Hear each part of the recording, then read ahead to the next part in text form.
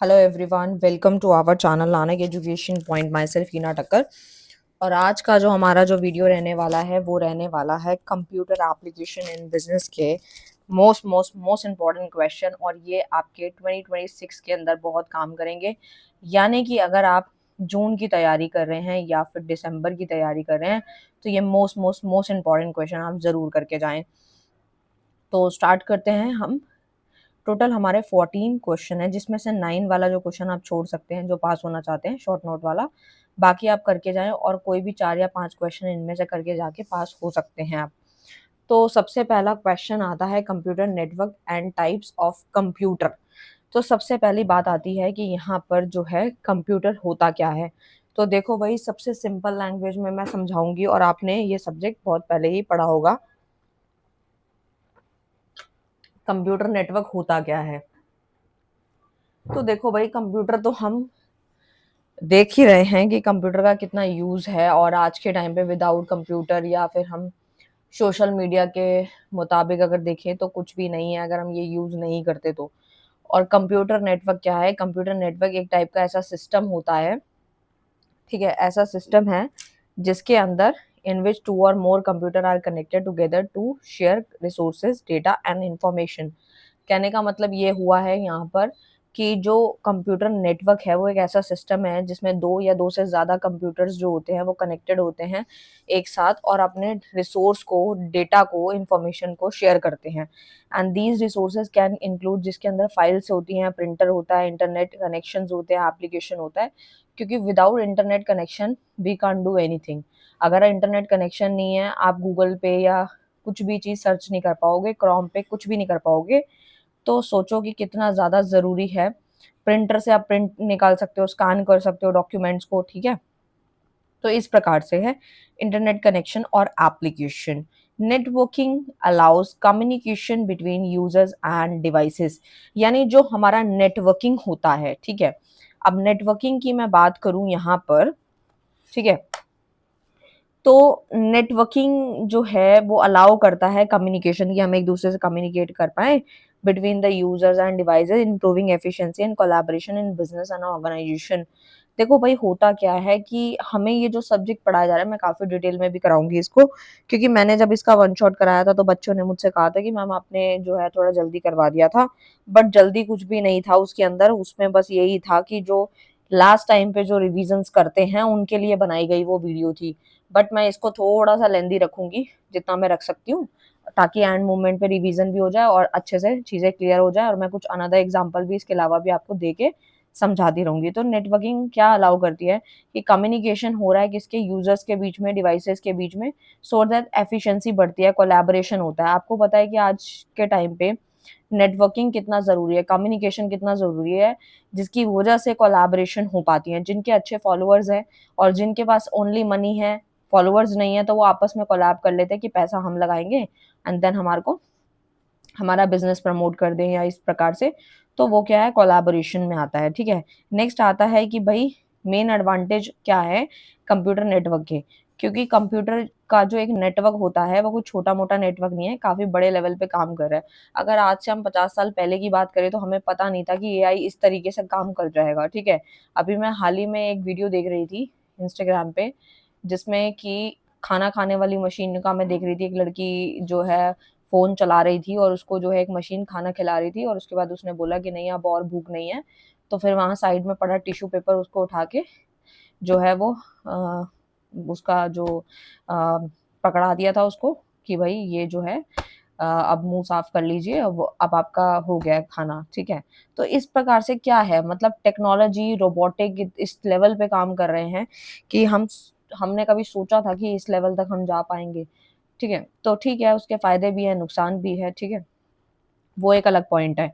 But यहाँ पर जो कंप्यूटर नेटवर्क का मैं पॉइंट लेके चल रही हूँ, कंप्यूटर नेटवर्क का जो मेन एडवांटेज है, वो मेरे माइंड में ऐसे ही आया, तो मैंने आपको एग्ज़ाम्पल दे दिया, वो थोड़ा हट के एग्ज़ाम्पल था, ठीक है। तो कंप्यूटर नेटवर्क का क्या एडवांटेज है? तो सबसे पहला easy sharing of files and resources है कि बहुत आसानी तरीके से फाइल और रिसोर्सेज़ जो है ना ट्रांसफ़र हो जाते हैं।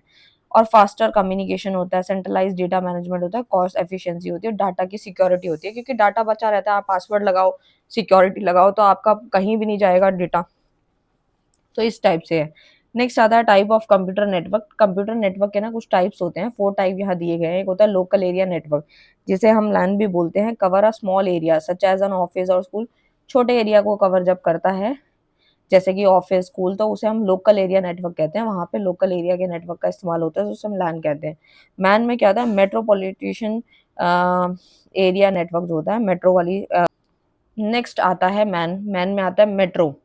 मेट्रो से आप इसको समझ रहे हैं, metropolitan area network cover a large area like a city और कैंपस। ये पर्टिकुलरली जो होता है वो लार्ज सिटी या कैंपस को कवर करता है। वैन में क्या था, वाइड एरिया नेटवर्क, जिसमें कनेक्ट करा जाता है computer over long distance, even globally. The internet, जैसे कि इंटरनेट है, ठीक है ठीक है। अब आप देख रहे हो ग्लोबली जो चीजें आज हो रही हैं, आज के टाइम पे जो हम यूज कर पा रहे हैं, ठीक है, बिजनेस कर पा रहे हैं, यहाँ का बंदा बैठा अमेरिका में बात कर पा रहा है, फेस टाइम कर पा रहा है, बात कर पा रहा है, तो क्या है, इंटरनेट की मदद से ही हो रहा है। वाइड एरिया कनेक्शन नेटवर्क देखने को मिलता है, और computer over the long distance, लंबे डिस्टेंस पे ये कवर करता है। पैन में क्या होता है, पर्सनल एरिया नेटवर्क होता है, जिसमें यूज फॉर पर्सनल डिवाइसेस। इसमें हम पर्सनल डिवाइस का इस्तेमाल करते हैं, जैसे mobile phone, laptop and tablets. ठीक है, ये सारी चीजें आती है पैन में, जो कि पर्सनल एरिया नेटवर्क लेते हैं। और ये पर्सनल डिवाइसेस को हम जो यूज करते हैं, मोबाइल फोन आज हम यूज कर पा रहे हैं, कोई भी कंपनी का यूज कर लो, डजेंट मैटर, लेकिन आपको पता ही है, आप उसमें अपना नेटवर्क कनेक्शन की मदद से आप कुछ भी चीज सर्च कर सकते हो। ठीक है, तो इस प्रकार से है। एंड नेक्स्ट जो आता है वो आता है main feature of computer network. जो कंप्यूटर नेटवर्क के जो मेन फीचर्स हैं वो क्या क्या है, तो सबसे पहला आता है रिसोर्स शेयरिंग। रिसोर्स जो होता है वो शेयर होता है, यूजर कैन शेयर हार्डवेयर, यानी कि जितने भी यूजर्स हैं वो अपने हार्डवेयर को शेयर करते हैं, जैसे कि प्रिंटर हो गया, software, data cross connected computer. तो देखो भाई, प्रिंटर भी बहुत काम की चीज है, बिना प्रिंटर के प्रिंट आप नहीं निकाल सकते। आप कब तक फोन में चीजें पढ़ते रहोगे, अगर हमें कोई भी चीज स्टडी भी करनी होती है तो हमें प्रिंटर की जरूरत पड़ती है, हम फटाफट प्रिंटर ढूंढते हैं, या बाहर हो या घर पे हो, हम उसका प्रिंट निकाल लें। तो एक तरीके से वो भी बड़ी काम की चीज है। और वो किसका पार्ट है, वो जो प्रिंटर है और वो जो सॉफ्टवेयर है, वो किसका पार्ट है, वो एक तरीके से कंप्यूटर नेटवर्क का मेन फीचर है, जिसमें रिसोर्स शेयरिंग होती है, कि रिसोर्स जो है वो, जो संसाधन जो है वो शेयर हो रहे हैं। नेक्स्ट आता है सेकंड पॉइंट जो आता है वो आता है कम्युनिकेशन का। ये सारे मेन पॉइंट जो ब्लैक ब्लैक से लिखे हुए हैं वो सारे आपको एग्जाम में जरूर लिखने हैं, क्योंकि कई बार बच्चे क्या करते हैं, वो ये मेन पॉइंट लिखते नहीं और अंदर की खिचड़ी बना के लिख देते हैं। देखो भाई, मैं साफ सीधी बात बोलती हूँ, मैं किसी को धोखे में नहीं रखती हूँ, जो एक्चुअल रियलिटी है मैं उस पर बात करती हूँ। मेन पॉइंट्स आपने नहीं लिखे और बाकी का पैराग्राफ बना के लिख दिया, तो ये मत एक्सपेक्ट करना कि मैम आपने तो हमें पढ़ाया था और हम एग्जाम भी दिया है आपकी वीडियो देख के। ये कुछ परसेंट जो बच्चे होते हैं ना, 1-2% जो जो कि कह सकते हैं बाद में कि मैम हमने तो एग्जाम दिया था बट स्टिल हमारे नंबर नहीं आए, तो मैं उनको अभी से अवेयर कर रही हूँ कि मेन पॉइंट जरूर जरूर जरूर लिखने हैं। अगर फीचर पूछा है तो मेन पॉइंट जरूर लिखना पड़ेगा, तभी नंबर एक्सपेक्ट आप कर सकते हो, अदरवाइज नहीं। ठीक है, तो कम्युनिकेशन में क्या आता है, enable quick exchange of information. मैं सबकी बात नहीं कर रही थी, क्योंकि 1-2% होते हैं वो बाद में फिर आकर के मैसेज या कमेंट करते हैं कि मैम आपकी वीडियो देख के गए थे और हमारे तो नंबर ही नहीं आए। ठीक है, तो भाई ये चीज की गलती नहीं करनी है आपने। ठीक है, बाकी जो पढ़ के जाते हैं अच्छे से कर रहे हैं मेहनत, बहुत अच्छी बात है। कम्युनिकेशन में आता है enable quick exchange of information through email, chat and video conferencing, यानी कि यहाँ पर जो बिल्कुल क्विक एक्सचेंज होता है इन्फॉर्मेशन का, जैसे मेल, मेल आपने किसी को भी लिखा तो वो भी एक कम्युनिकेशन का पार्ट है, कि आपने फटाफट से मेल लिखा और आपने जो है उसको भेज दिया।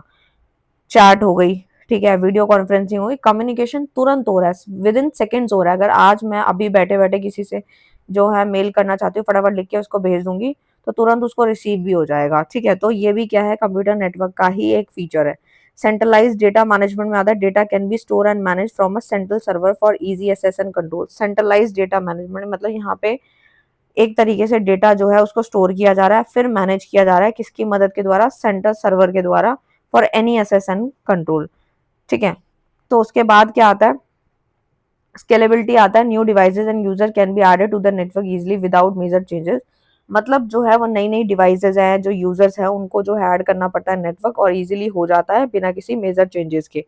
डेटा सिक्योरिटी एंड बैकअप की मैं बात करूं, तो network allow for secure data transfer, easy data backup system होता है, और इजी तरीके से डेटा ट्रांसफर हो जाता है और सिक्योर तरीके से हो जाता है। रिलायबिलिटी रहती है, even one computer fail other in the network can continue to operate. अगर एक कंप्यूटर फेल हो जाता है तो अदर जो है वो नेटवर्क में है, तो आप उससे कोऑपरेट करके काम कर सकते हो। तो ये भी एक रिलायबिलिटी है। कॉस्ट एफिशिएंसी देखने को मिलती है, यानी जो रिसोर्सेज हैं शेयर कर रहे हैं, reduce overall cost of hardware and software. Cost की एफिशिएंसी भी देखनी पड़ती है, ठीक है। फ्लेक्सिबिलिटी है, user can access share data और एप्लीकेशन फ्रॉम डिफरेंट लोकेशन, ठीक है। तो भाई फ्लेक्सिबिलिटी है, यानी कि आप असेस कर पाते हो, शेयर कर पाते हो डेटा को, एप्लीकेशन को किसी भी लोकेशन पे, ठीक है। ऐसा नहीं है कि पर्टिकुलरली ये दिल्ली में चलेगा तो गाजियाबाद में नहीं चलेगा, ऐसा नहीं है। Improve performance, network enable load sharing and distributed processing और फास्टर ऑपरेशन, यानी परफॉर्मेंस भी डे बाय डे इम्प्रूव होती जा रही है। और आपने नेट भी देखा होगा, पहले कितना स्लो चलते थे, लेकिन आजकल तो 5G और आगे कितना बढ़ता जा रहा है। अगर हम कंप्यूटर के बारे में बात करें तो, इंटरनेट के बारे में बात करें तो कंप्यूटर नेटवर्क की कुछ बुराइयां भी हैं, जैसे कि सिक्योरिटी इशू भी हो जाते हैं, ठीक है। अगर हर चीज़ की अच्छाई है तो बुराई भी होती है। जैसा मैंने आपको अभी एक मशीन का एग्जांपल दे रही थी मैं, और वो मेरे माइंड में आया तो मैंने आपको दे दिया था। और वो वैसे मैंने क्यों दिया था, वो तो मैंने इसीलिए दिया था क्योंकि अभी आजकल इंस्टाग्राम पे बहुत बोलबाला है, हम लोग रील्स वगैरह देखते रहते हैं, और काफ़ी तो एनिमेटेड भी होती हैं चीज़ें, आपको पता ही है, कुछ व्यूज़ लेने के लिए भी होती हैं। बट मैंने जो वो देखी रोबोटिक वाली मशीन जो देखी, उसमें कोई बड़ी बात नहीं है, वो बन चुकी होगी डेफिनेटली। और बट उससे क्या हो रहा है, वो क्या फ़ायदा, हम फ़ोन चला रहे हैं, इधर से कोई हमें मशीन हमें खाना खिला रही है, तो जो हमारे थोड़े बहुत हाथ चलते हैं वो भी बंद हो जाएंगे। तो पैरालाइज होना, ये बीमारियां लगना, ये सब इसीलिए ही हो रहा है, ठीक है। यहाँ पर जो पॉइंट आ रहा था सिक्योरिटी इशू का है कि देखो, वही मैंने बताया कि हर चीज़ के फ़ायदे हैं तो नुकसान भी है। Data share over network can be hack और misuse if not properly protected. अगर आपने अपने डेटा को जो है शेयर करा, ठीक है, और वो हैक हो जाता है, मिसयूज हो जाता है, और आपने उसको प्रॉपर्ली प्रोटेक्ट नहीं किया, कोई पिन नहीं लगाया, पासवर्ड नहीं लगाया, तो सिक्योरिटी इश्यूज हो सकते हैं। वायरसेस भी आ सकते हैं, क्योंकि वायरस अगर स्प्रेड हो जाता है वो बाकी फाइल्स को भी, बाकी सॉफ्टवेयर में भी दिक्कत पहुंचा सकता है। हाई सेटअप कॉस्ट होती है, नेटवर्क हार्डवेयर को इंस्टॉल करना फिर मेंटेन करना काफ़ी एक्सपेंसिव पड़ जाता है, ठीक है। बट सिक्योरिटी बनानी रखनी पड़ती है। मेंटेनेंस प्रॉब्लम भी होती है, network need regularly monitoring and skill technique as manage them, यानी कि जो नेटवर्क होता है नीड रेगुलर मॉनिटरिंग, ठीक है। डाटा लॉस रिस्क भी रहता है इसके अंदर। Centralize data storage can be leads to major loss if the server crash, अगर सर्वर क्रैश हो जाता है तो उसका लॉस होने का भी खतरा रहता है। नेक्स्ट आता है टाइप ऑफ कंप्यूटर, कंप्यूटर कितने टाइप के होते हैं। तो सबसे पहला आता है सुपर कंप्यूटर, जैसे कि use for complex scientific research कोई करनी है, कोई वेदर की फोरकास्टिंग करनी है, वेदर के बारे में जानना है, क्या तापमान चल रहा है, या स्पेस की कोई स्टडी करनी है, तो सुपर कंप्यूटर का हम इस्तेमाल करते हैं। जैसे पैरम हो गया, समिट हो गया, ये इसके एग्जाम्पल्स आप लिख सकते हैं। नेक्स्ट आता है मैन फ्रेम कंप्यूटर, क्या होता है, जो कि powerful system use by large organization for bulk data processing, जो बड़ी बड़ी बैंक होते हैं, रेलवे हो गया, ठीक है। ये क्या है, एक बड़े बड़े ऑर्गेनाइजेशन है जो लार्ज लेवल पे चल रहे हैं, ठीक है। बैंक कोई छोटे मोटे नहीं है, ना रेलवे है, ठीक है। कितनी ट्रेनें आ रही हैं, जा रही हैं इधर से उधर, तो ये क्या है, ये बड़े बड़े ऑर्गेनाइजेशन जो होते हैं, उनके पास जो है पावरफुल सिस्टम है जो कि अपने डेटा को बल्क में प्रोसेस करते हैं, जिसको हम लोग मेनफ्रेम कंप्यूटर के द्वारा होता है वो। मिनी कंप्यूटर में क्या होता है, मीडियम साइज कंप्यूटर होता है जो कि मल्टीपल यूजर उसको सपोर्ट करते हैं, और ये मीडियम बिजनेस और इंस्टीट्यूशन के लिए बनाया गया, जो ज़्यादा बड़े नहीं, उससे छोटे लेवल के होते हैं, यानी मीडियम बिजनेस होते हैं, उनको मिनी कंप्यूटर इस्तेमाल किया जाता है वहाँ पे। माइक्रो कंप्यूटर, जिसको हम पर्सनल कंप्यूटर भी कहते हैं, जो कि हम अपने डेली बेसिस पे काम करने के लिए करते हैं, आप लोग, मैं, ठीक है। ऐसे इस तरीके से डिज़ाइन होता है इंडिविजुअल यूज़ के लिए, ठीक है। यूज़ इन होम, आप अपने घर में इस्तेमाल कर पा रहे हैं, स्कूल में कर पा रहे हैं, ऑफिस में कर पा रहे हैं, daily task like typing and browsing, typing कर रहे हैं, कुछ ब्राउजिंग कर रहे हैं, इस तरीके से। आपके पास कौन सा लैपटॉप कंप्यूटर है, प्लीज़ मुझे कमेंट करना। नेक्स्ट आता है लैपटॉप नेटबुक नोटबुक कंप्यूटर। तो देखो भाई, portable computer with all the feature of desktop होते हैं इसके अंदर, और एक तरीके से सुटेबल है रिमोट एंड मोबाइल वर्क के लिए, जो कि लैपटॉप में आता है, आप कहीं भी कैरी करके ले जा सकते हो। आपके पास कौन सा लैपटॉप है मुझे कमेंट करना, मेरे पास तो एचपी का है, ठीक है। आपके पास कौन सा, मुझे कमेंट करना। वर्क स्टेशन है, high performance computer use by engineers, ये जो इंजीनियर्स हैं, आर्किटेक्ट हैं, डिजाइनर हैं, ये हाई परफॉर्मेंस कंप्यूटर को इस्तेमाल करते हैं, जो वर्क स्टेशन पे इस्तेमाल किए जाते हैं। आई होप आपको क्लियर है। नेक्स्ट क्वेश्चन आता है B2B एंड B2C का क्या डिफरेंस होता है। तो देखो भाई, सिंपल सा है। B2B बोले तो business to business, and B2C मतलब बिजनेस टू कंज्यूमर। तो B2B में क्या आता है, business transaction between two companies, यानी यहाँ पे जो बिजनेस की ट्रांजेक्शन आपस में हो रही है, वो दो कंपनी के बीच में हो रही है, यानी बिजनेस से बिजनेस में ही ट्रांजेक्शन हो रही है। जैसे कि लार्ज और बल्क ऑर्डर साइज होता है इनका, बहुत बड़े लेवल पे होता है, अदर बिजनेस और ऑर्गेनाइजेशन इसको टारगेट करते हैं। डिसीजन के तौर पे involve multiple people for task time, long time professional relationship होता है। मार्केटिंग फोकस की बात करूँ तो logic, profit and business value में काम करता है। एग्जाम्पल के तौर पे यहाँ पे आता है manufacturing selling goods to the wholesaler, यानी जो बना रहा है वो होलसेलर को अपना माल बेच रहा है, तो यानी वो मैन्युफैक्चर भी एक तरीके का बिजनेस है, होलसेलर भी एक बिजनेस की तरह ही काम कर रहा है, तो हो गया ना बिजनेस टू बिजनेस।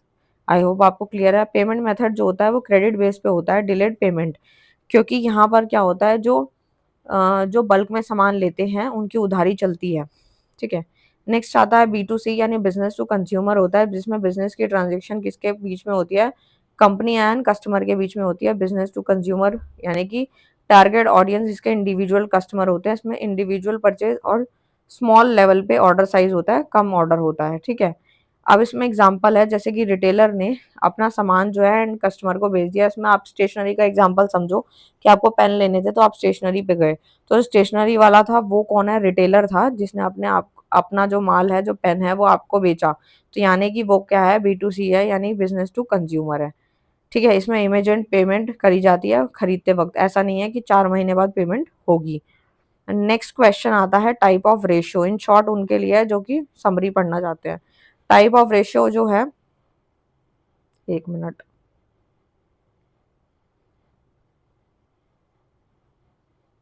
ये तो फिर से वही क्वेश्चन है। हम्म हम्म तो यहाँ पर आता है की advantage of using computer application for ratio. ठीक है। यहाँ पर बताया गया है कि क्विक एंड एक्यूरेट कैलकुलेशंस देखने को मिलते हैं, मतलब क्या क्या फायदे हैं अगर हम कंप्यूटर एप्लीकेशन का इस्तेमाल करते हैं रेशियो के लिए। तो देखो, easy to generate chart and graph, आप जल्दी से चार्ट एंड ग्राफ को जनरेट कर सकते हो, बना सकते हो। लार्ज डेटा सेट को हैंडल कर सकते हो, ह्यूमन एफर्ट इसमें कम लगते हैं। एंड यूजफुल रहता है फॉरकास्टिंग, आने वाले समय की कोई फॉरकास्टिंग करनी है, कोई ट्रेंड का पता लगाना है, तो हम इसके द्वारा पता लगा सकते हैं। नेक्स्ट क्वेश्चन आता है एक्सेल का and word and power point. तो देखो भाई, सिंपल सी बात है कि बहुत सारे बच्चों ने क्लास 10th खत्म करके जो है अपना कंप्यूटर का कोर्स किया होगा, जिसमें MS word, Excel, PowerPoint और ये प्रकार से AI वगैरह सीखा होगा। लेकिन कई को काफ़ी से टाइम से पहले याद है, कईयों ने यूट्यूब से सीखा। तो इस प्रकार से है, तो माइक्रोसॉफ्ट एक्सेल है क्या? एक्सेल एक तरीके का स्प्रेडशीट एप्लीकेशन है जो कि यूज़ होता है और डेटा को ऑर्गेनाइज करने में, एनालाइज करने में और डेटा को स्टोर करने में इन द टैबुलर फॉर्म। किसकी फॉर्म में? टैबुलर की फॉर्म में। तो की फीचर्स क्या है? डेटा ऑर्गेनाइजेशन में आता है, use row and column to structure data efficiently. तो देखो भाई, एक्सेल में आपने देखा होगा कुछ इस प्रकार से बना होता है। ठीक है। डब्बे डब्बे डब्बे बने होते हैं, यहाँ पे रो और कॉलम देखने को मिलते हैं। ठीक है। तो यानी कि वो क्या है, माइक्रोसॉफ्ट एक्सेल ही है। ठीक है। तो यहाँ पर क्या होता है, यहाँ फॉर्मूले का इस्तेमाल किया जाता है। जैसे कि हम अपने स्कूल के रिपोर्ट कार्ड में ये एक्सेल यूज होता है, कंपनीज में यूज होता है, हॉस्पिटल में यूज होता है। तो इसमें फॉर्मूले एंड फंक्शन जो होते हैं ऑटोमेट करते हैं कैलकुलेशन, जैसे प्लस करना है, एवरेज लेनी है, इफ, और इस प्रकार से जो है फॉर्मूले इस्तेमाल होते हैं। चार्ट एंड ग्राफ भी इसमें होते हैं, जैसे हमें डेटा को जो है convert data into visual form, like bar, line, pie chart में करना है, तो हम डेटा को क्या करते हैं, विजुअल फॉर्म में लाते हैं। पीवट टेबल जो होता है उसमें क्या होता है, summarize large data set for easier analyze. ठीक है। इसमें क्या होता है, हम लार्ज डेटा सेट को समरी बनाते हैं ताकि वो हम इजी वे में उसको एनालाइज कर पाए। ठीक है, ज़्यादा डिफिकल्टी ना हो। डेटा एनालाइज टूल में आता है सॉर्टिंग करना, फिल्टरिंग करना, कंडीशनिंग, ये सारी चीज़ें डेटा को एनालाइज करने में मदद करती हैं। यूजेस इन बिजनेस क्या है, यानी कि ये जो हमारा एक्सेल है वो बिजनेस में कहाँ कहाँ इस्तेमाल हो पा रहा है। तो यूजेस इन बिजनेस में अकाउंटिंग एंड फाइनेंशियल एनालाइज, यानी कि हमें अकाउंटिंग का या पैसों से रिलेटेड कुछ चीज़ें एनालाइज करनी है, बजटिंग करनी है, फॉरकास्टिंग करनी है, या फिर इन्वेंट्री को मैनेज करना है कि कौन सा माल कितना कहाँ पड़ा है, तो MS एक्सेल का इस्तेमाल करेंगे। सेल्स एंड परफॉर्मेंस ट्रैकिंग, यहाँ पे हम सेल्स का पता लगाते हैं और परफॉर्मेंस भी ट्रैक करते हैं। आई होप आपको क्लियर है। नेक्स्ट आता है माइक्रोसॉफ्ट वर्ड क्या होता है। वर्ड एक तरीके का वर्ड प्रोसेसिंग एप्लीकेशन है जो कि यूज़ किया जाता है कुछ भी क्रिएट करना है, कुछ एडिट करना है, कुछ फॉर्मेट, कुछ प्रिंट डॉक्यूमेंट। तो इस प्रकार से होता है, जैसे कि मान लो कि मुझे जो है अभी आप लोगों के लिए ये जो मैंने बनवाया क्वेश्चन बैंक, तो उसके लिए MS वर्ड का इस्तेमाल किया गया होगा। ठीक है। सबसे पहले सारे मतलब प्लेन एक तरीके का, आप इसे पेपर समझें, शीट समझे, कुछ भी समझे, बिल्कुल प्लेन होता है। ऊपर बॉक्सेस बने होते हैं कि किस तरीके से आपको फॉन्ट लेना है, सिंबल कितना लेना है, साइज कितना लेना है, कलर कौन सा लेना है, ठीक है, वाटरमार्क लगाना है, ये सारी चीजें ऊपर दे रखी होती है। तो यहाँ पे प्लेन सा होता है, इसमें क्वेश्चन लिखो, फिर कुछ भी टाइप करके एडिट कर लो। तो ये काम जो होता है वो MS वर्ड में होता है, ठीक है, जिसमें हम कोई भी चीज क्रिएट करते हैं, एडिट करते हैं, ये सब कर पाते हैं। तो डॉक्यूमेंट फॉर्मेटिंग में आता है फॉन्ट को चेंज करना, जो मैंने अभी बताया वही सब लिखा हुआ है, फॉन्ट को चेंज करना, स्टाइल चेंज करना, मार्जिन, लेआउट्स, ये सारा काम MS वर्ड में होता है, ठीक है। यानी कि अगर किसी को कुछ भी लाइक अपना PPT बना, PPT तो नहीं बोलूंगी, जैसे कि लाइक आपको अपने खुद के नोट्स बनाने हैं, या फिर आपको अपने इंपॉर्टेंट क्वेश्चन तैयार करने हैं, कोई डायरी एंट्री तैयार करनी है, कोई पैराग्राफ तैयार करना है, वटेवर आप कुछ भी लिख सकते हैं, उसके लिए MS वर्ड का इस्तेमाल किया जाता है। टेम्पलेट्स में आता है pre design templates for letter, report and resume etcetera. Resume बनाना है आपको तो भी आप MS वर्ड पे जाके बनाओगे। टेबल एंड ग्राफिक में आता है insert table, images, chart and smart art, ये सब कुछ अवेलेबल है। कोलैबोरेशन टूल में आता है ट्रैक चेंज कर सकते हो, कमेंट कर सकते हो, टीम वर्क को शेयर कर सकते हो, mail merge, automate bulk letter, जितने भी बल्क लेटर या मेल्स होते हैं उनको एक तरीके से पर्सनलाइज डेटा में ऑटोमेट करना, उसे हम मेल मर्ज बोलते हैं। और इसका बिजनेस में क्या रोल होता है, तो देखो भाई वही सारी चीजें मैं ऑलरेडी बता चुकी हूँ। रिपोर्ट लिखने के काम आता है MS वर्ड, लेटर के लिखने के, डॉक्यूमेंट बनाना है, कॉन्ट्रैक्ट प्रिपेयर करना है, प्रपोजल हो गया, डॉक्यूमेंटेशन हो गया, रिकॉर्ड कीपिंग है, प्रोफेशनल प्रेजेंटेशन क्रिएट करना क्लाइंट्स के लिए, वो MS वर्ड में किया जाता है, ठीक है। तो वही था, आई होप आपको क्लियर है। नेक्स्ट आता है पावर पॉइंट क्या होता है। तो पावर पॉइंट जो होता है एक तरीके का जो होता है प्रेजेंटेशन है, एप्लीकेशन है, जो कि इस्तेमाल किया जाता है, क्रिएट किया जाता है। उसमें स्लाइड शोज होते हैं, जैसे कि मीटिंग हो गया, ट्रेनिंग हो गया, बिजनेस प्रेजेंटेशन है, कुछ बिजनेस की प्रेजेंटेशन दिखानी है, PPT हो गया। तो अभी मैंने भी लाइक हाल ही में अभी 3-4 सब्जेक्ट के PPTs बनवाए हैं, और अभी मुझे सारे सब्जेक्ट के मैं कंटिन्यू बनवा रही हूँ। तो लाइक अगर मैं इन फ्यूचर जो है आप लोगों को जो स्मार्ट बोर्ड पे पढ़ाऊंगी तो PPT की मदद से ही पढ़ाऊंगी, और मेरा जल्द ही प्लान है। वैसे तो प्लान तो मेरा बहुत पहले से था, लेकिन अभी टाइम थोड़ा नहीं मिल पा रहा था, लेकिन अभी मैंने हाल ही में जो है बिल्कुल कंसिस्टेंट होके मैं काम करवा रही हूँ। जल्दी जल्दी बन जाए, फिर उसके बाद मैं आपको जो है PPT की मदद से पढ़ाऊंगी, ठीक है। तो वो काफ़ी क्रिएटिव होता है, ठीक है, और इंटरेस्ट आता है उसमें, इमेजेस होती हैं, ठीक है, कलरफुल होता है, तो पढ़ने में भी मज़ा आता है। तो बिजनेस की प्रेजेंटेशन हो गई या फिर हम जो भी पढ़ पा रहे हैं, तो PPT पावर पॉइंट होता है जिसमें हम जो है उसकी मदद से पढ़ पाते हैं, या फिर कोई बिजनेस का प्रेजेंटेशन दिखाना है, ट्रेनिंग है, मीटिंग, तो उसमें हम PPT का इस्तेमाल करते हैं। की फीचर्स क्या रहते हैं, तो इसमें स्लाइड डिजाइन होते हैं, जैसे कि टेक्स्ट, इमेजेस, ग्राफिक, मल्टीमीडिया। जिन्होंने इसका कोर्स किया हुआ है वो अच्छे से खासे तरीके से PPT जो है वो बना लेते हैं।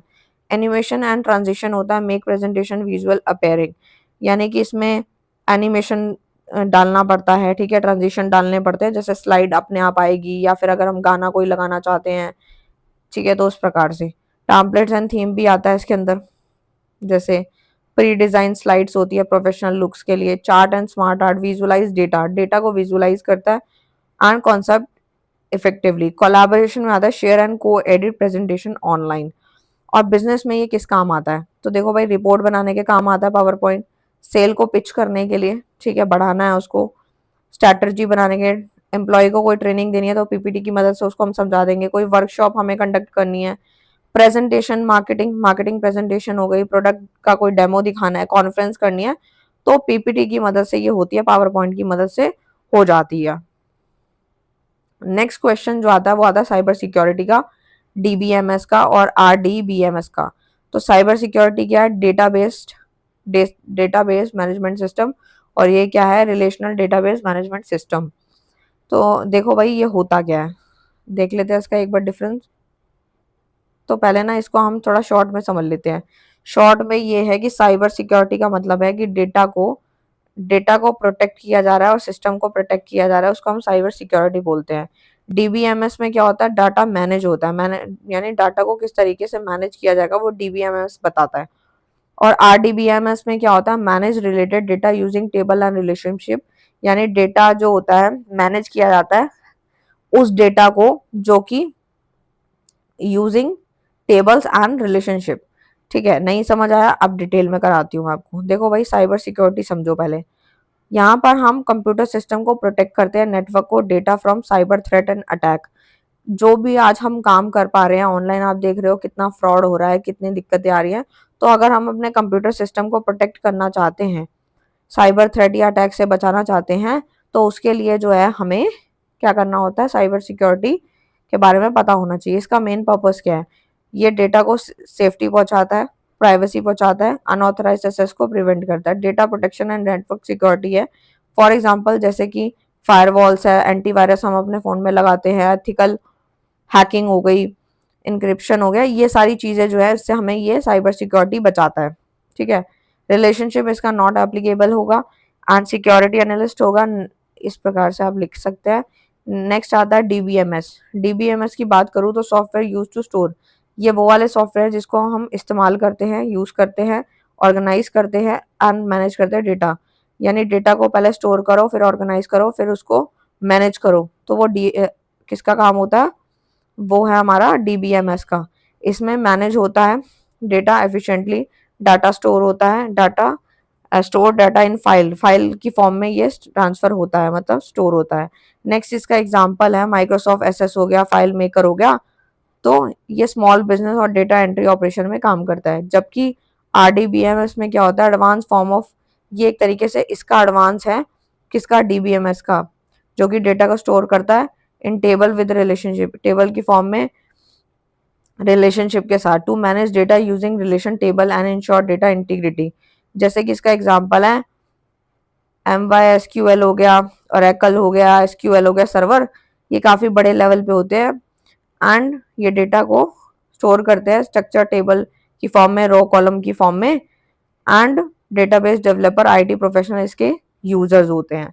ठीक है, और ये एक तरीके से can handle complex relationship using की प्राइमरी एंड फॉरेन।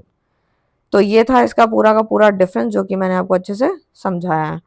नेक्स्ट आता है type of software and information system क्या होता है। तो देखो भाई, सबसे पहला आता है सिस्टम सॉफ्टवेयर। क्या होता है? नाम से ही समझ आ रहा होगा। सिस्टम सॉफ्टवेयर एक तरीके का फंडामेंटल सॉफ्टवेयर है जो कि मैनेज करता है कंप्यूटर हार्डवेयर को। अब आपको पता है कंप्यूटर का हार्डवेयर और सॉफ्टवेयर में क्या डिफरेंस है। सॉफ्ट में क्या होता है कि हम चीजें छू नहीं सकते, जैसे कि उसके ऐप हो गए, ठीक है। और हार्डवेयर क्या है? जिसे आप टच कर सकते हो, प्रिंटर हो गया, माउस, ये सब। तो कंप्यूटर जो हार्डवेयर है उसको मैनेज करता है and provide a platform for running application program. It is a bridge between the hardware and the user. Example include operating system like Windows, Linux, device driver and utility program। मतलब ये इसके example है operating system के। Without system software the computer hardware can not function efficiently. बिना system software के हम computer hardware को इस्तेमाल नहीं कर सकते, ना ही वो ढंग से फंक्शन कर सकता। एप्लीकेशन सॉफ्टवेयर क्या होता है? जैसे कि एप्लीकेशन सॉफ्टवेयर एक तरीके का डिजाइन किया गया है help user perform specific task, कि यानी ये इस तरीके से डिजाइन किया है, इस तरीके से बनाया गया है कि एक तरीके से स्पेसिफिक टास्क को परफॉर्म करने में मदद कराता है। कौन? Application software. जैसे कि इसके एग्जांपल है Microsoft Word, Excel, PowerPoint, ये सारे एप्लीकेशन सॉफ्टवेयर ही होते हैं। एडोब फोटोशॉप हो गया, वेब ब्राउजर हो गया। ये अपने एग्जाम्पल जरूर एग्जाम में जरूर लिख कर आने हैं। प्रोग्रामिंग सॉफ्टवेयर होता है जो कि प्रोवाइड करता है, टूल्स देता है डेवलपर को ताकि वो कुछ लिख सके, टेस्ट कर सके प्रोग्राम को। डिबग प्रोग्राम इट इंक्लूड, जिसमें कंपाइलर आता है, इंटरप्रेटर आता है, ये सारी चीजें आप एग्जाम में जरूर लिख कर आए। नेक्स्ट आता है यूटिलिटी सॉफ्टवेयर।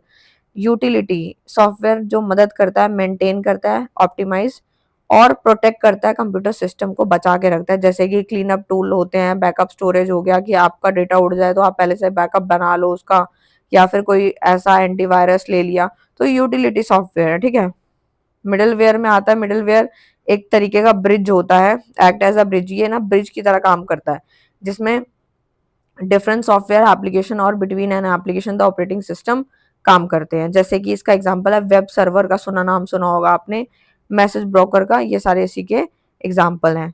ठीक है, इंफॉर्मेशन सिस्टम जो है वो एक तरीके से स्ट्रक्चर सेटअप है जो कि डेटा को इकट्ठा करता है, प्रोसेस करता है, स्टोर करता है और फिर डिस्ट्रीब्यूट कर देता है, इन्फॉर्मेशन को पहुंचा देता है जिसको चाहिए, सो दैट वो कम्युनिकेशन कर पाए, कोऑर्डिनेशन कर पाए, डिसीजन ले पाए और कंट्रोल कर पाए ऑर्गेनाइजेशन में। ठीक है, अब इंफॉर्मेशन सिस्टम के अंदर कुछ कंपोनेंट होते हैं जैसे पहला कंपोनेंट आता है हार्डवेयर का। अब हार्डवेयर मैंने आपको अभी बताया, फिजिकल डिवाइस लाइक कंप्यूटर है, सर्वर है, ये सारे हार्डवेयर होते हैं। सॉफ्टवेयर जैसे कि अभी बताया था, प्रोग्राम एंड एप्लीकेशन, जिसको आप सिर्फ मैनेज कर सकते हो, देख नहीं सकते, सिर्फ आप फील कर सकते हो। और डेटा में क्या आता है, raw fact that process in meaningful information में आप इसको पहुंचाते हो। पीपल में आता है who interact with the system, जैसे कि आईटी स्टाफ हो गया, मैनेजर, ये पीपल में आते हैं। इतना आप बना के लिख सकते हो, ठीक है। नेक्स्ट जो आता है, नेक्स्ट वाला जो आता है वो आता है type of information system in business. मैं एक एक चीज बड़े आपको डिटेल में करा रही हूँ। तो देखो भाई, type of information system in business में आता है TPS, M S sorry MIS, DSS and EIS, ठीक है। तो देखो, ट्रांजेक्शन प्रोसेसिंग सिस्टम क्या होता है, ये एक तरीके से हैंडल रूटीन बिजनेस ट्रांजेक्शन, ये हमारी हैंडल करता है जो रूटीन बिजनेस की ट्रांजेक्शन होती है, जैसे सेल होना, पेरोल होना, बिलिंग होना, तो उसमें ये काम करता है टीपीएस। मैनेजमेंट इंफॉर्मेशन सिस्टम नाम से क्लियर है, ये हमारी समराइज रिपोर्ट प्रोवाइड करता है ताकि चीजें जो हैं वो मैनेज हो पाए and help manage in decision making. Next आता है डिसीजन सपोर्ट सिस्टम, DSS में आता है system complex decision making using analytical model and data. Next आता है एग्जीक्यूटिव इंफॉर्मेशन सिस्टम, इसमें हाई लेवल इंफॉर्मेशन को डिलीवर किया जाता है, किसको, टॉप एग्जीक्यूटिव को, सो दैट वो डिसीजन सही टाइम पे ले सकें। और ये जो हमारा एक मिनट, जो हमारा इंफॉर्मेशन सिस्टम है वो जो है वो किस तरीके से बिजनेस में काम करता है, किस तरीके से यूज होता है, तो ये हमारे डिसीजन मेकिंग को सपोर्ट करता है, प्रॉब्लम भी सॉल्व कर देता है।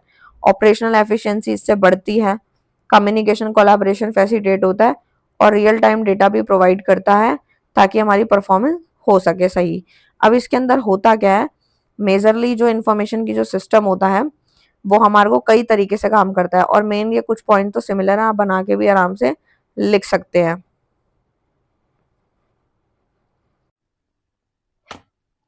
नेक्स्ट क्वेश्चन पे आते हैं।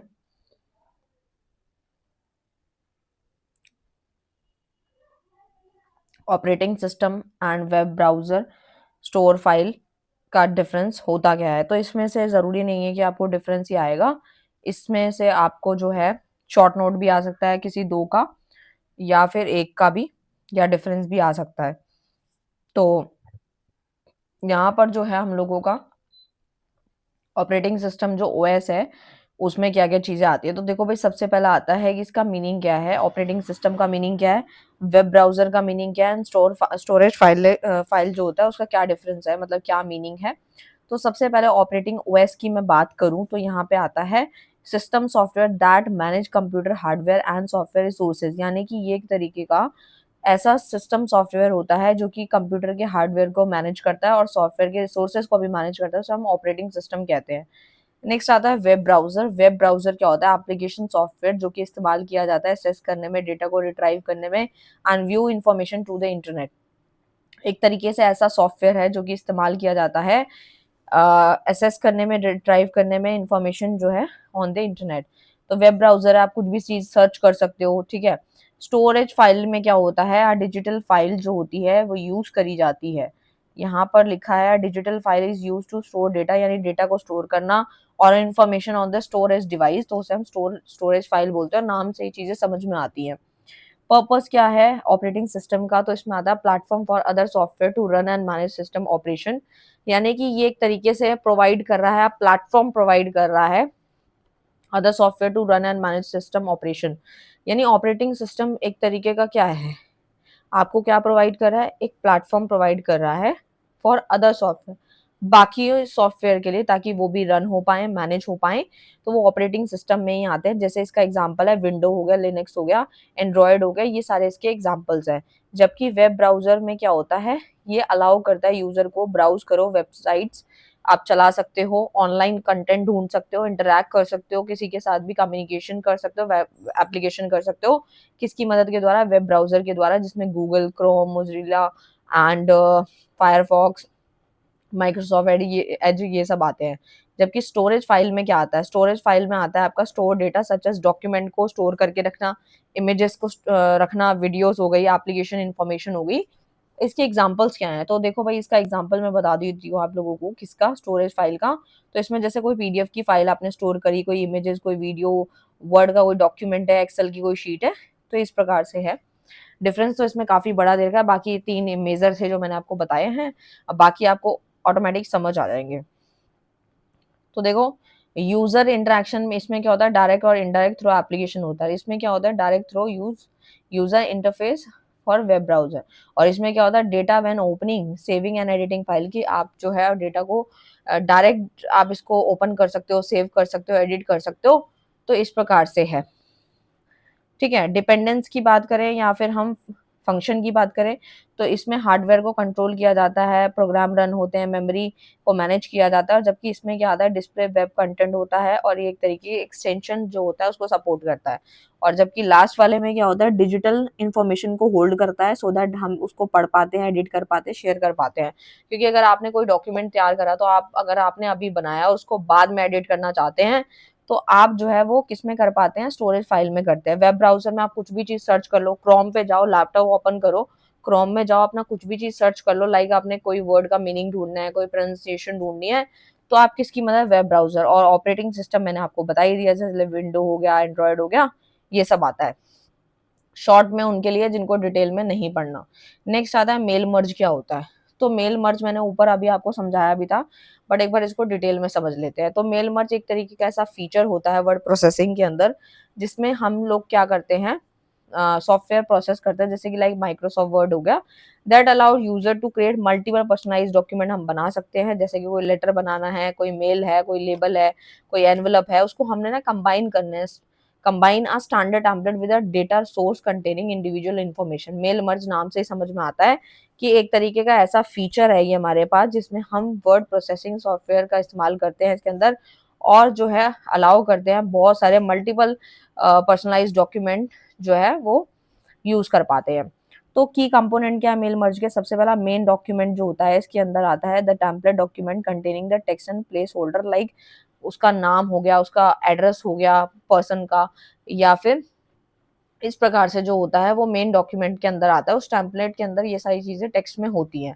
डेटा सोर्स में आता है डेटाबेस, स्प्रेडशीट हो गई, और list that contain that individual information like name, address, content detail, content की डिटेल होती है, इसमें डेटा का सोर्स होता है। एंड मर्ज फील्ड में आता है place holder in the main document that are replace with the data from the data source. अब बेसिकली यहाँ पे मेल मर्ज के कुछ स्टेप्स होते हैं। सबसे पहला आता है prepare the main document in the word. हमारे वर्ड के अंदर मेन डॉक्यूमेंट हम बनाते हैं पहले। ये ना स्टेप बताए हैं कि अगर आपको मेल मर्ज करनी है तो आप कैसे करोगे, तो आपको उसका फंक्शन भी तो, मतलब उसके स्टेप्स भी तो यहाँ पे पता होने चाहिए। मैं इरेज कर देती हूँ फिर, ठीक है। अब तो देखो, सबसे पहला आता है मेल मर्ज के, यहाँ पे बताए गए हैं स्टेप्स। तो सबसे पहला काम क्या होता है कि मेन डॉक्यूमेंट जो होता है उसको प्रिपेयर करना वर्ड के अंदर। ये सुन लो, वर्ड बोला है मैंने, एमएस एक्सेल या पीपीटी नहीं बोला, वर्ड बोला है। वर्ड मैंने अभी ऊपर समझाया भी था, जो बिल्कुल प्लेन होता है, ठीक है। प्लेन पेपर की तरह समझो, ब्लैंक शीट की तरह समझो, ब्लैंक पेज की तरह समझो। तो उसमें आता है कि हमने वहां पे मेन डॉक्यूमेंट बनाया, फिर उसको हमने क्रिएट किया, किस तरीके से हमने बनाना था, and connect to the data source. उसके बाद हमने कनेक्ट करना है उसको डेटा सेट के साथ, जैसे कि एक्सेल स्प्रेडशीट हो गया या कोई डेटाबेस के साथ एसएस हो गया, ये इस तरीके से हमने उसको कनेक्ट करना है। फिर उसमें merge field insert in the document well where personalized data should appear. फिर हमने क्या करना है, इंसर्ट मर्ज फील्ड पे जाना है, और उसके बाद जो है डॉक्यूमेंट को एक तरीके से जोड़ देना है। फिर preview the merge document to ensure accuracy. फिर उसके बाद प्रीव्यू करना है merge document to ensure accuracy के साथ, एंड देन कंप्लीट करना है, complete the merge to generate multiple personalized document के साथ उसको जोड़ देना है। तो वो हमारा मेल मर्ज हो जाएगा। Use in businesses. अब ये होता क्या है कि मान लो एक बंदे को तो हम लिखेंगे नहीं, या अगर 100 बंदों को हमने मेल करना है तो हम क्या 100 बंदों को हम लिखते रहेंगे, नहीं। तो यानी सेंडिंग पर्सनलाइज्ड लेटर्स और mails to the customer. Customer को कोई चीजें भेजनी है तो सबके लिए अलग अलग थोड़ी ना होंगी, एक ही बनाई जाएंगी और वो भेज दी जाएंगी। जनरेटिंग इनवॉइस हो गई, रिसिप्ट है, पे स्लिप हो गई, या फिर मेलिंग लेबल्स क्रिएट करना, एनवलप हो गया, मार्केटिंग कैंपेन्स कंडक्ट करना, ये सब होता है। तो इसके फायदे क्या है, तो देखो भाई, इससे टाइम बचता है। मैनुअल कस्टमाइजेशन ऑफ डॉक्यूमेंट, एक एक बंदे को बना के भेजने में टाइम लगेगा, एक बना के सबको भेजना, मेल मर्ज करना, तो ये काफी इजी हो जाता है। इससे हमारे एरर भी कम होते हैं, एक्यूरेसी ज्यादा होती है, बल्क कम्युनिकेशन बहुत जल्दी हो जाता है, चुटकियों में हो जाता है। हम एक बार लिखेंगे और पता नहीं कितने हजारों लोगों को भेज देंगे। तो पर्सनल मेंटेन होता है इसमें अंदर। इसकी बुराई भी है, बुराई क्या है इसकी ये एक बार हम सुन लेते हैं। डेटा एक्यूरेसी पे हम डिपेंड हो चुके हैं। If the data in the course in the source file is incorrect or incomplete, the merged document will contain error। अगर एक गलत है तो सारे गलत होंगे। लिमिटेड पर्सनलाइजेशन होता है। Mail merge work well for standard field like name address, but it can not fully customize message for individual preference और सिचुएशन। देखो भाई, नाम एड्रेस तो सबका अलग अलग होगा, वो हम एडिट कर सकते हैं, बाकी का कंटेंट तो सेम रहेगा, ठीक है। तो फॉर्मेटिंग इश्यूज होते हैं इसके अंदर। सम टाइम मर्ज डॉक्यूमेंट में हैव इनकंसिस्टेंट फॉर्मेटिंग और अलाइनमेंट प्रॉब्लम भी देखने को उसमें मिल जाती है। कम्प्लेक्सिटी देती है बिगिनर्स के लिए, ठीक है, क्योंकि उन्हें मेल मर्ज जो है सेट करना, फिर कैसे उसको करना है, स्टेप में दिक्कत होती है। मेल मर्ज के कुछ फीचर हैं। सबसे पहला पर्सनलाइजेशन होता है, integration of data set, automation, mail merge field and preview. ये सारी चीजें मैंने ऊपर आपको बताई थी। 9th क्वेश्चन वो बच्चे छोड़ देना जिनको ज्यादा डिटेल में पढ़ना ही नहीं है, ठीक है। तो देखो 9th क्वेश्चन पे आ जाते हैं। कैपिटल बजटिंग क्या होता है? तो देखो भाई, कैपिटल बजटिंग एक बार हम समझ लेते हैं, ठीक है। तो देखो भाई, कैपिटल बजटिंग एक तरीके का ऐसा प्रोसेस है by which businesses plan and evaluate long term investment project. की जो हमारी ऑर्गेनाइजेशन है, जो बिजनेस के जो प्लान होते हैं, वो भी पैसा लगाते हैं लंबे समय के लिए, इन्वेस्टमेंट प्रोजेक्ट में पैसा लगाते हैं, क्योंकि वहां से अगर रिटर्न अच्छा आएगा तो दूसरे बिजनेस में या अपने बिजनेस के एक्सपेंशन में काम आता है। तो कैपिटल बजटिंग है। कैपिटल की आप कैसे कैसे बजट बना रहे हो, जैसे कि आपने मशीन खरीदनी है या कोई नए प्रोडक्ट लॉन्च करने हैं या किस तरीके से काम करना है। It's totally depend upon you and your thinking and your business scale. And इससे हम एक्सपेक्ट कर सकते हैं रिटर्न कितना होगा, रिस्क कितना होगा, एनपी वैल्यू कितनी होगी, रेट ऑफ रिटर्न कितना रहेगा। तो इस तरीके से जिन्होंने फाइनेंशियल मैनेजमेंट मेरे से पढ़ा है वो समझ गए होंगे मैंने उन्हें क्या पढ़ा है, ठीक है। और यहाँ पे अगर मैं इसको डिटेल में कराऊंगी तो बहुत लेंथी हो जाएगा, क्योंकि अभी मैं कंप्यूटर पढ़ा रही हूँ। बिजनेस प्रेजेंटेशन क्या होता है? तो ये तो नाम से समझ में आ रहा है। बिजनेस प्रेजेंटेशन एक तरीके का मेथड है जिसमें इंफॉर्मेशन को कन्वे किया जाता है, आइडियाज होते हैं, प्रपोजल्स दिए जाते हैं to an audience, often using visual aids like slide की मदद के द्वारा, चार्ट की मदद के द्वारा एंड ग्राफ की मदद के द्वारा, क्योंकि यहाँ पे बिजनेस की प्रेजेंटेशन हो रही है। एक तरीके से हम बिजनेस को प्रेजेंट कर रहे हैं, ठीक है। जैसे कि मीटिंग है, ठीक है, मीटिंग में हर कोई जो है इंडिविजुअल को बोला गया आपको बिजनेस को अच्छे से प्रेजेंट करना है, तो वो पीपीटी बना के ले आया और उसने जो है स्मार्ट बोर्ड पे चला दिया। एंड देन हम देख रहे हैं कि उसने क्या क्या चीजें इंक्लूड करी हैं मीटिंग के दौरान, क्या क्या चीजें वो हमें समझा रहा है, कम्युनिकेशन कैसी हो रही है, डिसीजन हम उससे इन्फ्लुएंस कर सकते हैं, परफॉर्मेंस भी पता लगती है। कैप्चा क्या होता है? एक तरीके का completely automatic public Turing test होता है। To all the computer and human apart is a security feature use on the website to verify that a user is a human.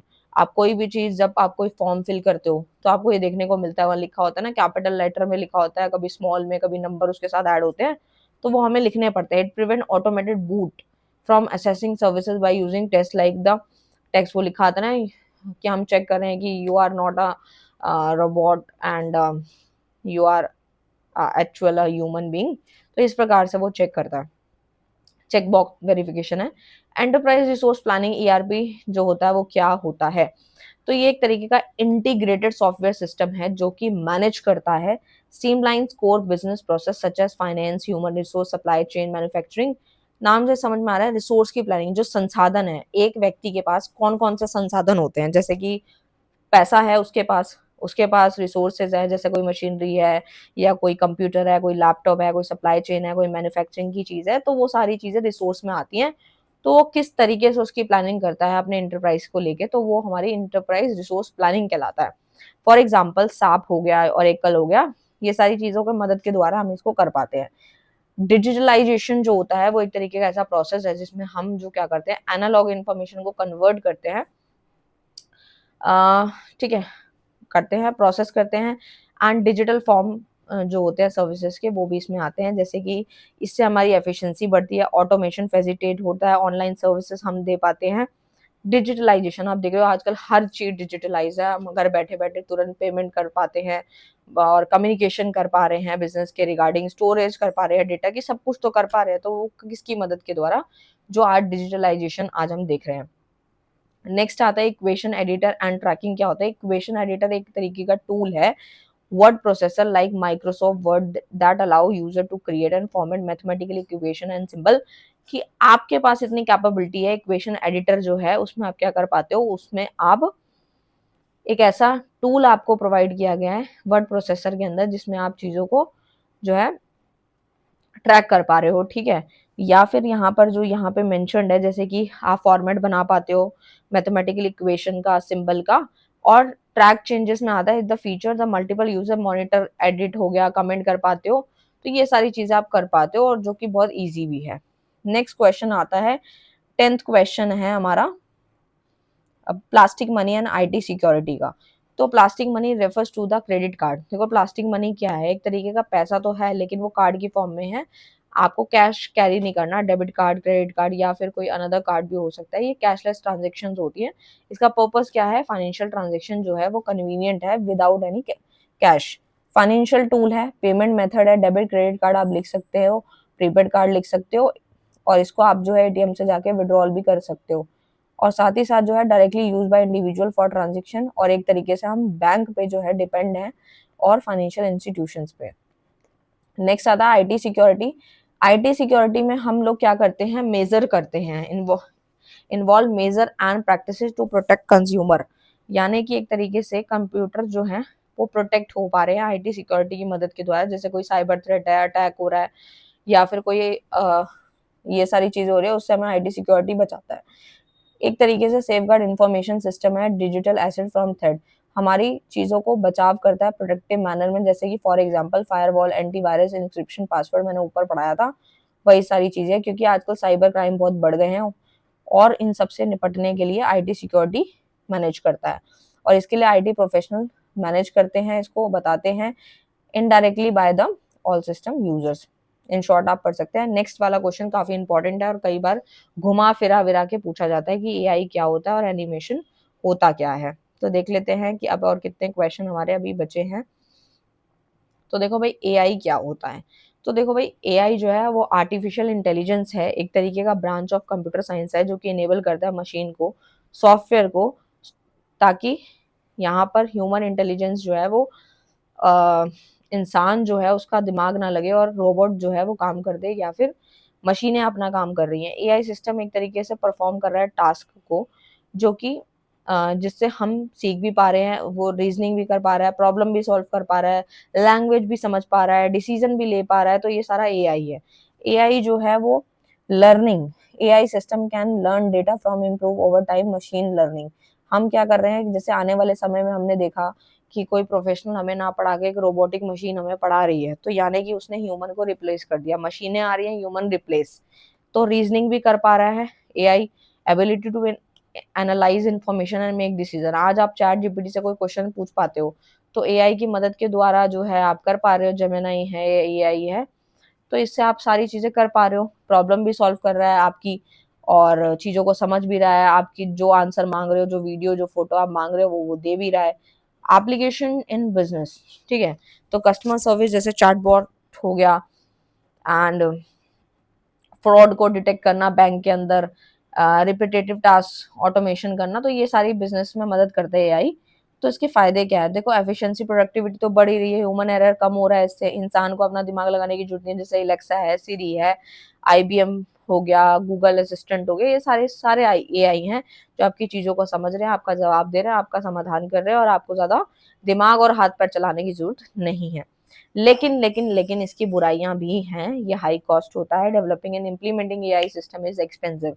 अगर आप दिन में चैट जीपीटी से 100 क्वेश्चन पूछना चाहो तो नहीं पूछ पाओगे, फ्री में तो बिल्कुल नहीं, 2-4 पूछोगे उसके बाद वो प्लान लेने को बोल देगा, ठीक है, तो हाई कॉस्ट है, ठीक है, एंड जॉब लॉस है, इससे जॉब जो है वो खत्म होती जा रही है, ह्यूमन को हटाया जा रहा है, टेक्नोलॉजी पे हम डिपेंड हो चुके हैं, प्राइवेसी इशू जो है डेटा का वो देखने को मिलता है।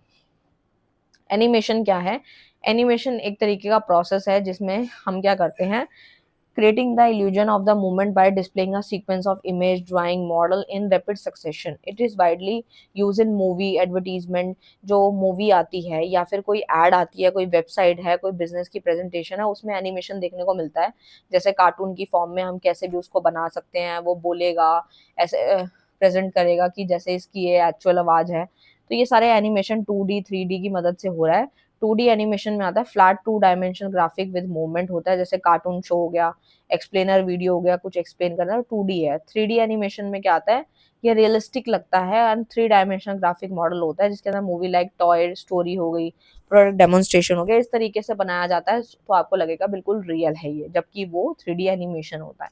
स्टॉप मोशन एनिमेशन में आता है objects are physically manipulated and photographed frame by frame, for example claymation film हो गई, तो वो इसमें आता है। मोशन ग्राफिक में आता है कोई ग्राफिक को एनिमेट करना, कोई टेक्स्ट को, कोई चार्ट को, ये सब। ये बिजनेस में क्या काम करता है एनिमेशन, तो इससे क्या होता है, प्रोडक्ट डेमोन्स्ट्रेशन होता है कि एक्चुअल लग में चीजें रियलिटी वाली लगती है, marketing, advertisement, social media content आज हम जो देख रहे हैं वो भी ज्यादातर जो है एनिमेशन होता है उसके अंदर। एजुकेशनल ट्रेनिंग मटेरियल में भी देखने को मिलता है।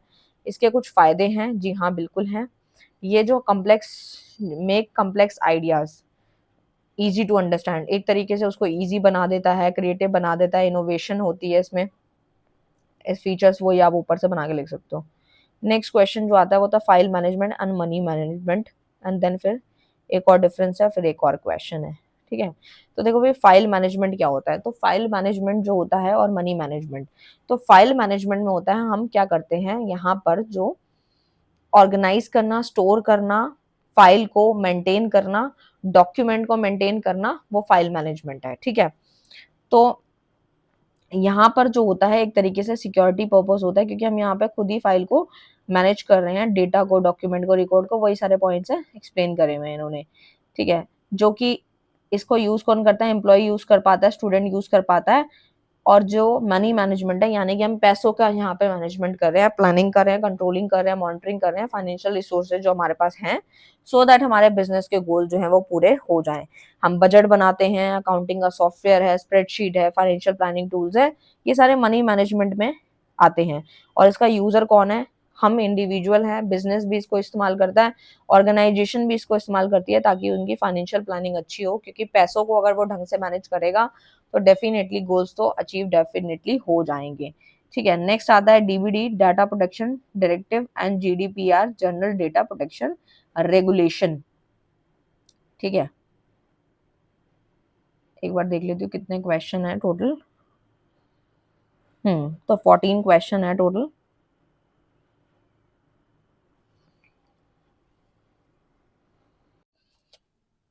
अब आते हैं अपने नेक्स्ट क्वेश्चन की तरफ, जो कि है हम लोगों का डीबीडी एंड जीडीपीआर क्या होता है। तो डीबीडी जो होता है वो एक तरीके का डेटा प्रोटेक्शन डायरेक्टिव होता है, एंड जीडीपीआर जो कि जनरल डेटा प्रोटेक्शन रेगुलेशन होता है। तो डीबीडी में क्या होता है, एक तरीके से डेटा प्रोटेक्शन डायरेक्टिव में EU directive for data protection adopted in 1995 to regulate personal data use. ये एक तरीके का प्रोटेक्शन डेटा डायरेक्टिव आप इसे बोल सकते हो, और एक तरीके से ये जो है 1995 में अडॉप्ट किया था ताकि जो पर्सनल डेटा यूज हो रहा है उसको रेगुलेट कर सके। इसका जो टाइप है वो यही है, needs to be implemented into national law by each EU country, ठीक है।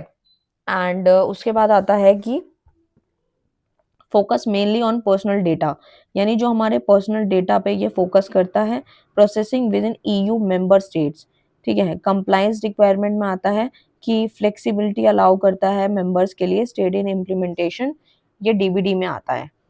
हम्म और जिसमें क्या होता है, ये फोकस किस पे करता है, इंडिविजुअल की प्राइवेसी को प्रोटेक्ट करता है, जो पर्टिकुलरली एक इंडिविजुअल्स होते हैं उनकी प्राइवेसी को ये प्रोटेक्ट करता है विद इन ईयू।